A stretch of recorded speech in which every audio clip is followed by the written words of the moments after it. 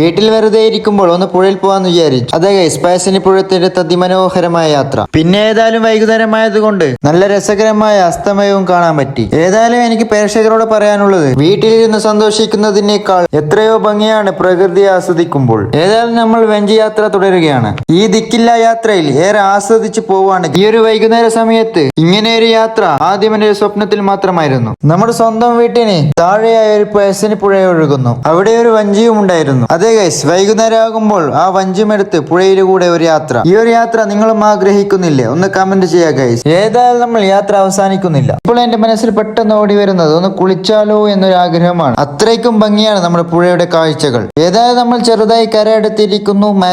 മരത്തിന്റെ ഏലുകൾ പിടിച്ച് ചെറുതായി കര കയറുകയാണ്. ഏതായാലും അവിടുത്തെ കാഴ്ചകളൊക്കെ കണ്ട് ഭൂമി സ്വർഗത്തിലെ കൂടി ഒരു യാത്ര. ആ യാത്രയെ എന്റെ അനുഭവങ്ങളെയും ഓർമ്മകളെയും എല്ലാം ഞാൻ കൊണ്ടുപോവുകയാണ്. ലക്ഷ്യങ്ങളും സ്വപ്നങ്ങളും ആഗ്രഹങ്ങളും ഒക്കെ പാതി വഴിയിൽ ഉപേക്ഷിക്കാതെ ജീവിത വഞ്ചിയിൽ അനുഭവമാക്കി കൊണ്ടുപോവുക. പുഴ നടുവിൽ ഒരു വഞ്ചിയിലൊക്കെ ഇരുന്ന് ഒരു മാങ്ങയൊക്കെ കഴിച്ച് ആസ്വദിച്ചിരിക്കുകയാണ് ഗായ്സ്. നിങ്ങൾക്ക് മാങ്ങ വേണോ? എന്റെ കയ്യിലില്ല. പുഴ നടുവിൽ ഇങ്ങനെ വെറുതെ ഇരിക്കുമ്പോൾ ഒരു ചായയൊക്കെ കിട്ടാനുള്ള ഒരു ആഗ്രഹത്തിലാണ് ഞാൻ. ചായ ഒന്നും കിട്ടില്ല എന്ന് ഉറപ്പുള്ള സ്ഥിതിക്ക് ഏതായാലും നമ്മൾ പിരിയാണ് ഗായ്സ്. Tata bye.